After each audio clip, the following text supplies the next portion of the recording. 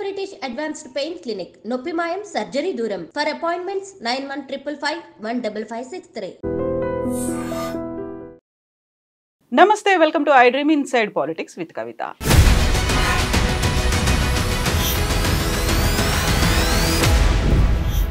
తెలంగాణలో ఒక విచిత్రమైనటువంటి పొలిటికల్ సిచ్యువేషన్ నెలకొందా? రేవంత్ రెడ్డి వేసినటువంటి ఒక ట్రాప్లో బీఆర్ఎస్ పార్టీ పడిందా? సెల్ఫ్ డిఫెన్స్ బీఆర్ఎస్ లీడర్లు చేస్తున్నారా? అసలు సమస్యలన్నీ పక్కదారి పట్టాయా?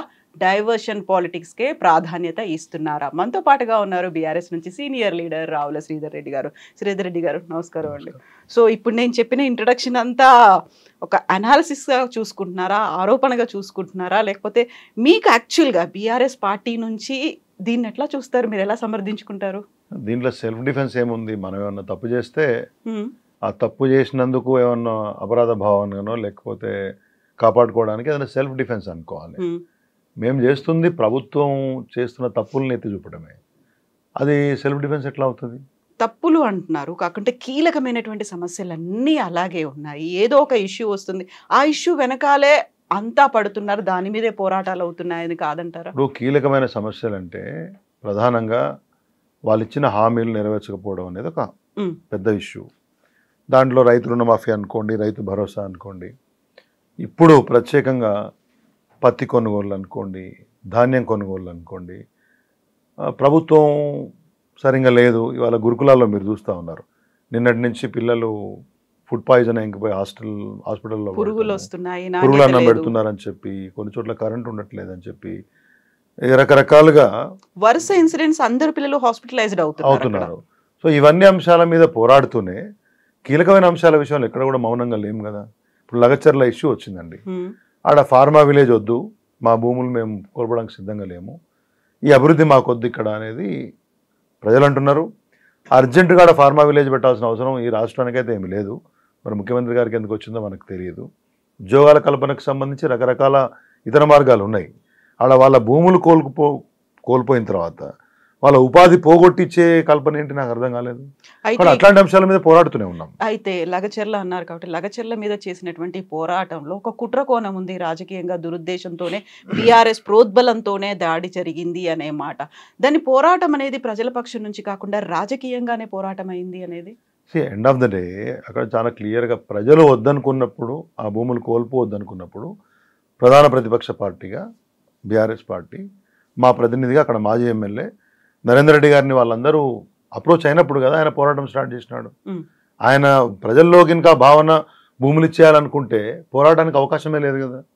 వాళ్ళందరూ భూములు ఇవ్వద్దు అనుకున్నారు కాబట్టి వాళ్ళ వైపున ప్రతిపక్ష పార్టీగా మేము నిల్చున్నప్పుడు జరిగిన ఇన్సిడెంట్లో ఆయనను ప్రధాన ముద్దాయిగా చూపించి కుట్రకోణం ఉండే విధంగా చూపించే ప్రయత్నం ప్రభుత్వం చేస్తుందనేది మా అభిప్రాయం. ఇవాళ కోర్టు కూడా నిన్న ప్రశ్నించింది కదా, ఉగ్రవాదిలాగా ఒక మాజీ ఎమ్మెల్యేని అరెస్ట్ చేయాల్సిన అవసరం ఏమొచ్చింది? ఆయన ఇంట్లో బాజాప్తా ఆరోపణలు ఏమున్నాయో చెప్పి కుటుంబ సభ్యులకు చెప్పి అరెస్ట్ చేయొచ్చు కదా. అంటే దాంట్లోనే అర్థమవుతుంది కదా, ఎక్కడో హానరబుల్ హైకోర్టు కూడా ఈ మొత్తం వ్యవహారంలో ఏదో కాస్త ప్రభుత్వం వైపు నుంచి అత్యుత్సాహం ఉందనే విషయాన్ని పసిగనట్టు అనిపించింది కదా. విషయం ఏంటంటే గొడవ జరిగింది, గొడవ జరిగి ఉండకూడదు, దాడిని నేను ఖండిస్తున్నా, లాస్ట్ టైం కూడా చెప్పాను. కానీ రైతులు భూములు ఇవ్వద్దు అనుకోవడం నిజమా కాదా, ఆ అంశాన్ని మనం బేరీ చేయాలనేది ఉద్దేశం. ఇప్పుడు కోర్టు అన్నారు కాబట్టి ఎమ్మెల్యేల అనర్హత వేటుకు సంబంధించి పిటిషన్ వేశారు, 4 వారాల్లో చర్యలు తీసుకోవాలి లేకుంటే ఒక నిర్ణయాన్ని ప్రకటించాలన్న తర్వాత ఈ రోజు వచ్చినటువంటి తీర్పు సరైన సమయంలో సరైన నిర్ణయం అన్నట్టుగా వచ్చింది. సో అది బీఆర్ఎస్కి పెద్ద సెట్ బ్యాక్ అనే మాట వినిపిస్తుంది. మాకెందుకు సెట్ బ్యాక్ అవుతుందండి? ఇప్పుడు వాళ్ళు ఇప్పుడు ఎమ్మెల్యేలను కొంతమందిని తీసుకున్నారు, నిజంగానే ఫిరాయింపుల చట్టం పనిచేస్తే స్పీకర్ గారు ఒక నిష్పక్షపాతమైన తీర్పు ఇవ్వాల్సి వస్తే వాళ్ళను వెంబడే డిస్క్వాలిఫై చేయాలి. ఆ పని వారు చేయట్లేదు. చేయనప్పుడు స్పీకర్కి ఒక మెమరాండం ఇచ్చింది పార్టీ, మా ఎమ్మెల్యేలు ఇచ్చారు. అదే సమయంలో అది కాదనుకున్నప్పుడు, ఉద్దేశపూర్వకమైనటువంటి డిలే అవుతుందని అనుకున్నప్పుడు కోర్టుకు పోయినాం. కోర్టు స్పీకర్ పరిధిని, అంటే ఈ రాజీనామాల పరిధి వారిదే, వారే నిర్ణయించాలని చెప్పారు.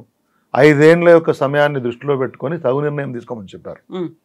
పరిధి లేదనుకున్నా కానీ విషయాన్ని తేల్చమని చెప్పినట్టే కదా అది.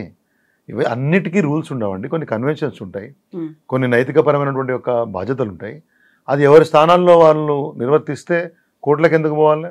మా పని మేము చేసినాం, కోర్టు పని కోర్టు చేసింది, స్పీకర్ గారి పని స్పీకర్ గారు చేస్తారు, తప్పేముంది? హయ్యర్ కోర్టుకి వెళ్ళాలని ఏమైనా ఆలోచిస్తుందా బీఆర్ఎస్? ఎందుకంటే లాస్ట్ టైం మనం చూసినప్పుడు కూడా ఇవ్వాలని నిర్ణయం వచ్చింది కాబట్టి పార్టీ అధ్యక్షులు నిర్ణయం తీసుకుంటారు, దానికి అనుగుణంగా పార్టీ ముందుకు పోతుంది. End of the day party మారిన ఎమ్మెల్యేలను వారికి వ్యతిరేకంగా అంటే స్పీకర్ గారు నిర్ణయం తీసుకోవాలనేది బీఆర్ఎస్ పార్టీ యొక్క లైన్, దానికి అనుగుణంగా కార్యాచరణ ఉంటుంది. సో ఈ మధ్య కాలంలో వినిపిస్తున్నటువంటి విశ్లేషణలో 1 year కాలం కంప్లీట్ కాబోతోంది విత్ ఇన్ ఫ్యూ డేస్. ఆ టైంలోనే చేపట్టాల్సినటువంటి పనులు కావచ్చు, హామీల అమలు కావచ్చు, ఇవన్నీ జరగలేదు అనేది కాంగ్రెస్ పార్టీ యాక్సెప్ట్ చేస్తున్నప్పటికీ కూడా బీఆర్ఎస్ మాత్రం వాటి మీద సరైన దిశలో పోరాటం జరపట్లేదు. ఒక ట్రాక్ తప్పింది, ఆ ట్రాక్ తప్పేలా చేసి ఒక ట్రాప్లోకి లాగింది రేవంత్ రెడ్డి అనేటువంటి విశ్లేషణలు వినిపిస్తున్నాయి. ట్రాక్ మేము తప్పడం ఏంది, మేమే ఎక్కువ స్పీడ్ ఉన్నామని వాళ్ళు బాధపడుతుంటే ఇప్పుడు మేము అన్నిటినీ అడుగుతున్నాం కాబట్టి ఆయన ప్రతిరోజు ఫ్రస్ట్రేట్ అయిపోయి, అది గవర్నమెంట్ ప్రోగ్రామ్ అయినా ప్రైవేట్ ప్రోగ్రామ్ అయినా సమయం సందర్భంతో సంబంధం లేకుండా బీఆర్ఎస్ తిట్టడమే పనిగా పెట్టుకున్నారు. దాంతో ఎవరు ట్రాప్లో ఎవరు పడ్డారు? బీఆర్ఎస్ కాదు, పర్టికులర్గా కేసీఆర్నే అంటున్నారు. కేసీఆర్ గారు ఈ మధ్య కాలంలో ఆయనను ఒక మాట అన్నది లేదు, ప్రభుత్వాన్ని ఒక మాట అన్నది లేదు. కొంత సమయం ఇవ్వాలని చెప్పారు, వారు మౌనంగా ఉన్నారు, అబ్జర్వ్ చేస్తూ ఉన్నారు. పార్టీ వర్కింగ్ ప్రెసిడెంట్ గారు కానీ హరీష్ రావు గారు కానీ మిగతా నాయకులు వేరియస్ వేదికల మీద ప్రతిపక్షంగా చేయాల్సిన పని చేస్తున్నాం. దాన్ని ఆయన తట్టుకోలేక రేవంత్ రెడ్డి గారు ఆయన ఇష్టారీతిన మాట్లాడుతున్నాడు. మరి ఎవరి ట్రాప్లో ఎవరు పడ్డట్టు లెక్క? మేమెందుకు వాళ్ళ ట్రాప్లో పడతాం? ఇప్పుడు అవసరం ఏముంది ఆయన ట్రాప్లో పడడానికి? ఆయన తీసుకొచ్చిన అంశాల్లో ఒక ప్రాపర్ లాజిక్ లేకపోతే ప్రజల వైపు నుంచి ప్రజాధనం నష్టమైద్ది అనుకుంటే కూడా, ప్రజలకు నష్టమైద్ది అనుకుంటే కూడా స్పందిస్తాము. దీనిలో ట్రాప్లో పట్టడం లాంటివి ఏం లేవండి. సో పర్టికులర్గా కేసీఆర్ గారి గురించి మాట్లాడుతున్నారు ప్రతిసారి పదే పదే అనే మాట. ఇప్పుడు 10 ఏళ్ల పాలన చేశారు, ఓడించినప్పటికీ అసలు ఏం జరిగింది అనేది తెలుసుకోలేకపోయారు, ఇప్పటికీ సరైన దారిలోకి రాలేదు కేసీఆర్ అనే మాట. ఒకళ్ళ దారిలోకి ఆయన ఎందుకు వస్తారండి? Is a very tall leader, successful leader. ఒక 40 years పొలిటికల్ ఎక్స్పీరియన్స్ ఉంది వారికి. 10 సంవత్సరాలు ముఖ్యమంత్రిగా చేసిండ్రు. ఒక రాజకీయ పార్టీ స్థాపించి ఒక 24 సంవత్సరాల సుదీర్ఘ రాజకీయ ప్రయాణం చేసిన తర్వాత ఇంకొకళ్ళు పాఠాలు నేర్పాల్సిన అవసరం ఏముంటుంది? వాళ్ళ కాంగ్రెస్ దారిలోకి మేమెందుకు పోతాం? బీజేపీ ఆలోచించినట్టు, బీజేపీ అనుకున్నట్టు మేమెందుకు పనిచేస్తాం? ప్రతి పార్టీకి ఒక పోరాట పందా ఉంటుంది, ఒక వ్యవహార శైలి ఉంటుంది. దానికి అనుగుణంగా ఏం నేర్చుకోవాలని నాకు అర్థం కాలే. 10 సంవత్సరాల తర్వాత మీకు తీర్పు ఇచ్చారు, మాకు కూడా ఒక 37% మంది ఓట్లు వేశారు. ఇంకా ఎవరికన్నా వాళ్ళకి అభ్యంతరాలు ఉంటుంది, వాళ్ళు మార్చుకోవాలి తప్పితే మా పార్టీ ఎట్లా నడవాలనేది మా అధ్యక్షులు నిర్ణయిస్తారు. మా పార్టీ ఎట్లా ఏ అంశం మీద ఎట్లా పోరాడాలనేది మా పార్టీ అధ్యక్షులు నిర్ణయిస్తారు. అది కాంగ్రెస్ పార్టీ బీజేపీ అనుకుంటే మేము చేయం కదా అట్లా. సో కాంగ్రెస్ బీజేపీ అని మీరు అంటున్నారు, కానీ అదే కాంగ్రెస్, అదే ముఖ్యమంత్రి రేవంత్ రెడ్డి ఇటు బీఆర్ఎస్ అటు బీజేపీ రెండింటినీ కలిపి ఇద్దరూ సరైన ఒకే ట్యూన్లో ఉన్నారు, ఒకే ట్రాక్ మీద నడుస్తున్నారు అని చెప్తూ సోనియా గాంధీకి సంబంధించి ఒక మాట అన్నారు. తెలంగాణలో ఇంతమంది ఆత్మ బలిదానాలు జరుగుతున్నాయి కాబట్టి తను తెలంగాణ ఏర్పాటుకు సహకరించారు, ఏర్పడేలా చేసింది కూడా తనే, కాళ్ళు కడిగి తల మీద చల్లుకోవాలి అనే మాటతో పాటుగా కేసీఆర్ని ఒక మొక్కతో పోల్చారు, ఇంకా ఎదగనివ్వను పీకి పారేస్తాను అనే మాట. అంటే అహంకారం పూర్తయినటువంటి మాట ఏంటంటే, ఒకటి మీ పార్టీ నాయకురాలని కాళ్ళు కడిగి నెత్తిన పోసుకోండి, రోజు పూజలు చేయండి, దానికి అది మీ పార్టీ మీ ఇష్టం. కానీ కేసీఆర్ గారిని మొక్క నేను పీకేస్తాను, మొలోనియను చేయనియను, ఇవి ఆ స్థాయికి పోయిన తర్వాత ముఖ్యమంత్రి మాట్లాడాల్సిన మాటలు కాదు. ఎవరెవరిని పీకేలేరండి.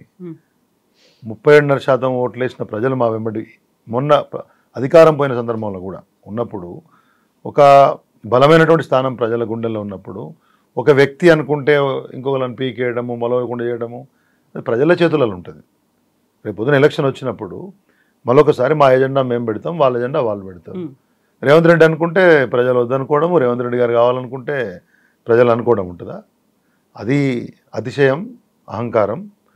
అది సరైన పద్ధతి కాదు. ఒక ముఖ్యమంత్రి స్థాయికి ఒక ప్రభుత్వ కార్యక్రమంలో మాట్లాడిన పద్ధతి కానే కాదు. వాళ్ళ విచక్షణకు వదిలిపెడదాం. సో 10 ఏళ్లలో ప్రజలు ఈ 10 నెలల్లో ఏం కోల్పోయారో తెలుసుకున్నారా? కేసీఆర్ అయితే అదే మాట పదే పదే చెప్తున్నారు, కాకుంటే పోయినవి మీ ఇంట్లో ఉన్నటువంటి 4 ఉద్యోగాలు మాత్రమే అని రేవంత్ అంటున్నమాట. రేవంత్ రెడ్డి గారు కాంగ్రెస్ పార్టీ లైన్ ఆయన లైన్ మాట్లాడతాడు కదా.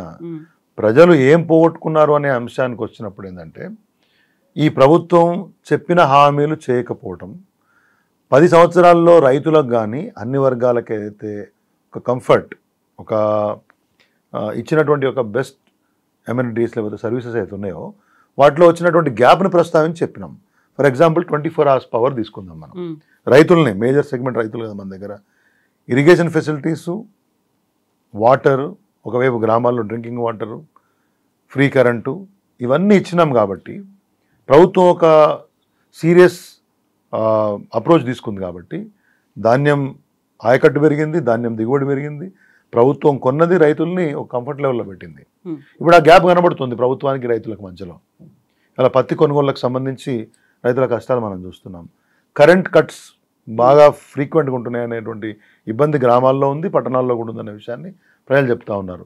సో గతంలో ఏదైతే సర్వీసెస్ ప్రజలకు ఇబ్బంది లేకుండా అందినాయో, ఫర్ ఎగ్జాంపుల్ రైతు బంధు ప్రతి సెషన్కి టెన్షన్గా కరోనా వచ్చినా కానీ ప్రజలకు అందజేసే ప్రయత్నం ఆ రోజు సక్సెస్ఫుల్గా కేసీఆర్ గారు చేశారు.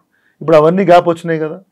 ఇవి కాక వాళ్ళు చెప్పిన అంశాలు చేయట్లేదు అనేది, పెన్షన్ పెంపు అనుకోండి, రైతు భరోసా పెంచి ఇవ్వడం కానివ్వండి, విద్యార్థులకు అనుకోండి, అన్ని వర్గాలకు చేస్తామన్న మేలు ఏది జరగకపోతే ప్రజలకు వాస్తవం ఏందో తెలిసి వచ్చిందనే మాట చెప్పినాం. అప్పుడు చెప్పింది చేసినాం, చెప్పని చాలా అంశాలు చేసినాం బీఆర్ఎస్ ప్రభుత్వంలో. ఇక్కడ చెప్పినవి చేయట్లేదు, గతంలో అమలు చేసిన అంశాలను కూడా సమర్థంగా అమలు చేయలేకపోతున్నారనే గ్యాప్ని ఏదైతే ఉందో అదే విషయాన్ని ప్రజలకు చెప్పే ప్రయత్నం చేస్తాం. సో ఇప్పుడు ప్రజలు అదేమైనా రియలైజ్ అయ్యారా? ఎందుకంటే 1 year కంప్లీట్ కాబోతోంది కాబట్టి ఒక వారోత్సవాల్ని, సెలబ్రేషన్స్ని జరుపుకోవాలని తెలంగాణ రాష్ట్ర ప్రభుత్వం నిర్ణయించింది. సో ప్రజలకు అర్థమైందా ఏం మిస్ అయ్యాము, లేకుంటే ఇప్పుడు మనకి జరగాల్సినవి ఏం జరగట్లేదు అనేది ఏమైనా తెలుసుకున్నారా? ఇప్పుడు ప్రభుత్వం విజయోత్సవాలు చేయాలనుకుంటే దానికి అనుగుణంగా అధికార యంత్రాంగం ఏర్పాట్లు చేస్తుంది. జనాలు రావాలనుకుంటే ఉండే పద్ధతులు అవి ఉన్నాయి. అక్కడ మీరు భారీ ప్రసంగాలు ఇచ్చి విజయోత్సవాలు చేస్తాము, బాగవుతున్నాయని వాళ్ళు అనుకుంటే వాళ్ళ ఇష్టం. కానీ నిజంగానే సామాన్య తెలంగాణ ప్రజలు కాంగ్రెస్ ఇచ్చిన హామీలకు, అమలు చేసిన హామీలకు ఉన్నటువంటి ఒక గ్యాప్, లేకపోతే వ్యవసాయ రంగంలో కానీ, మహిళలకు కానీ, అన్ని వర్గాలకు సంబంధించి గతానికి ఇప్పటికీ పోల్చుకుంటే గ్రామాల్లో ప్రజల దగ్గర నుంచి వస్తున్న స్పందన మనం చూస్తూ ఉన్నాం ప్రతిరోజు. సో మీరు ఎంపిక చేయబడిన ఛానళ్లలో మీకు అనుకూలంగా వార్తలు ఉదరగొట్టి ప్రభుత్వ యంత్రాంగం, ప్రభుత్వం ప్రజల డబ్బుతోటి భారీ సభలు ఏర్పాటు చేసి భారీ భారీ స్పీచ్లు ఇచ్చి ఫుల్ పేజ్ యాడ్లు ఇచ్చుకున్నంత మాత్రాన విజయోత్సవాలు ఎట్లా అవుతాయి? నిజంగా తేడా కనబడాలి కదా. ఆ తేడా ఉందని నేనైతే అనుకోవట్లేదు. ఆ తేడా ప్రజల దగ్గర నుంచి కూడా ఇంకా బలంగా వినపడాలంటే కొంత సమయం పడుతుంది. ఇప్పటికే దాని ఛాయలు అన్ని చోట్ల కనబడుతున్నాయి. పోయిన 2-3 నెలల్లో ఈ వర్గం ఆ వర్గం అని లేకుండా అందరూ రోడ్ల మీదకి వచ్చారు. పోలీసుల దగ్గర నుంచి హోంగార్డుల వరకు, ఉపాధ్యాయుల దగ్గర నుంచి రైతుల వరకు. కాబట్టి తెలిసిపోతూ ఉంది కదా ప్రభుత్వం యొక్క పనితీరు ఎట్లుందనేది. ఇంకింత సమయం పడుతుంది దాన్ని కన్సల్టేట్ చేయడం కోసం. సో ప్రజల దగ్గర నుంచి ఒక వ్యతిరేకత, ఒక ఆందోళన అనేది మెల్లిమెల్లిగా కనిపిస్తోంది, బయటికి వినిపిస్తోంది అనుకున్నప్పుడు బీఆర్ఎస్ చేయాల్సినటువంటి ఒక ఆందోళన, ఒక ఉద్యమం అనేది కేవలం తెలంగాణ భవన్ వేదికగా అక్కడ ప్రెస్ మీట్లు జరుగుతున్నాయి, ప్రతిరోజు లీడర్స్ వచ్చి మాట్లాడుతున్నారు తప్ప అది క్షేత్రస్థాయిలో కనిపించట్లేదు అనే మాట. ఇప్పుడు మీరు చూడండి, నిన్న మహబూబాద్లో లగచర్ల గిరిజనులకు జరుగుతున్న అన్యాయానికి సంబంధంగా అక్కడ గిరిజన ప్రాంతం అది, అక్కడ ప్రజాప్రతినిధులు ఒక ధర్నా తలబెట్టే ప్రయత్నం చేశాము. ప్రభుత్వం నిరాకరించింది. ఇప్పుడు కోర్టు పోయినా తెచ్చుకునేది. రేపు 29కు ఒకటి దీక్షా దివస్ ప్లానింగ్ ఇచ్చాము. అంతకుముందు రైతు రుణమాఫీకి ప్రభుత్వ నిర్లక్ష్యం సంబంధించి రాష్ట్ర వ్యాప్తంగా అనేక చోట్ల ధర్నాలైనాయి, ర్యాలీలైనాయి. ఎంఆర్ఓలకు, ఆర్డీఓలకు, కలెక్టర్లకు వినతి పత్రాలు లాంటి ఇచ్చే కార్యక్రమాలు చేసినాం. హైదరాబాద్ నగరంలో కూడా మూసీ విషయంలో ప్రజల ఆందోళన చేపట్టినప్పుడు, వాళ్ళు ఇండ్లు పోతాయని భయపడినప్పుడు మూసీ ప్రాంతాల్లోకి ముందుగా వెళ్ళింది బీఆర్ఎస్ పార్టీ. ప్రజల్ని కలిసింది. మీరు ఇండ్లు పోతాయని మీరు భయపడొద్దని, ప్రభుత్వ నిర్బంధాన్ని తట్టుకోవడం కోసం మేము అండగా ఉంటామని చెప్పి ముందు ప్రజల్లోకి పోయింది బీఆర్ఎస్ పార్టీ. హైడ్రా విషయంలో అక్కడక్కడ సామాన్య ప్రజలను ఇబ్బంది పెట్టే ప్రయత్నం చేస్తే ముందుగా స్పందించింది బీఆర్ఎస్ పార్టీ. ఇవాళ పత్తి రైతుల విషయంలో కానీ, ధాన్యం కొనుగోళ్ల విషయంలో కానీ, కరెంటు విషయంలో కానీ ముందుగా స్పందించింది బీఆర్ఎస్ పార్టీ. మేము అతిగా స్పందించామని వాళ్ళు అంటుంటే మీరేమో మేము స్పందించట్లేదు అంటున్నారు. తెలంగాణ భవన్ వేదికగా, మీడియా వేదికగా ప్రజలకు వాస్తవాలు చెప్తాం మీడియా ద్వారా. సమయంలో మన క్షేత్ర స్థాయి కార్యాచరణ కూడా సమాంతరంగా ఉంటుంది. సంవత్సరమే కదా, ఇంకా చాలా సమయం ఉంది. ఇప్పుడే మనం ఇంకా క్షేత్రానికి పూర్తి స్థాయిలో వెళ్ళడానికి సన్నద్ధమైపోతాం. ఇప్పటికే అనేక అంశాల మీద అక్కడ ఉన్నటువంటి స్థానిక మండల స్థాయి కానివ్వండి, జిల్లా స్థాయి కానివ్వండి, అక్కడక్కడ కార్యాచరణలు ఎక్కడికక్కడ చేపడుతున్నారు. రాష్ట్ర స్థాయిలో కేటీఆర్ గారు ఇప్పటికే రైతు రుణమాఫీ మీద కార్యాచరణ చాలాసార్లు ఇచ్చినాం. అనేక చోట్ల వారు కూడా అటెండ్ అయినరు. నేను ఇంతకుముందు చెప్పినట్టు మూసీ, హైడ్రా, వచ్చిన అంశంలో ఎక్కడ ప్రజలు కోరుకున్న ప్రతి దగ్గర మేము ఉన్నాం.